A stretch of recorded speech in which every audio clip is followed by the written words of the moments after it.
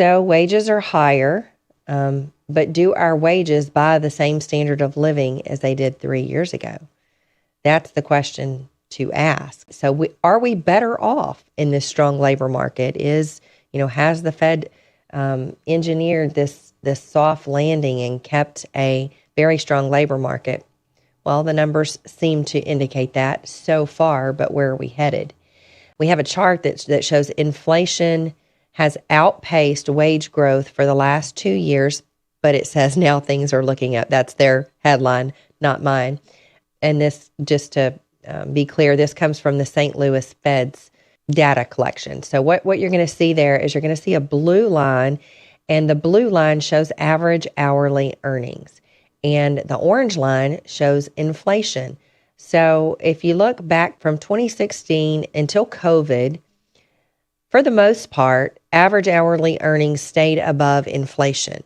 This means that their wages increased more than the prices of the things that they were buying in general. So that was a good thing. When the pandemic hit, though, we had all kinds of issues. We had supply chain issues and different things like that. And then we saw inflation spike. So you can see that orange line really spike there, where it peaked out in 2022 and really outpaced wages.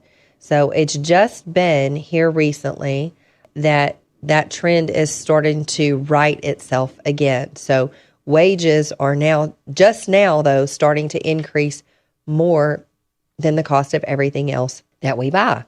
But if you look at the cumulative effect, if you go back, 3 years ago and you look at the cost, just think about how much more money you spend today at the grocery store, how much more money you spend on insurance premiums, how much more money you spend on so many of the different things that you buy.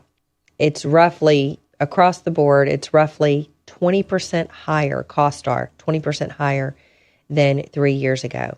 So have your wages increased by more than 20% over the last 3 years? I would submit to you that is probably not the case, and that is what the numbers seem to support.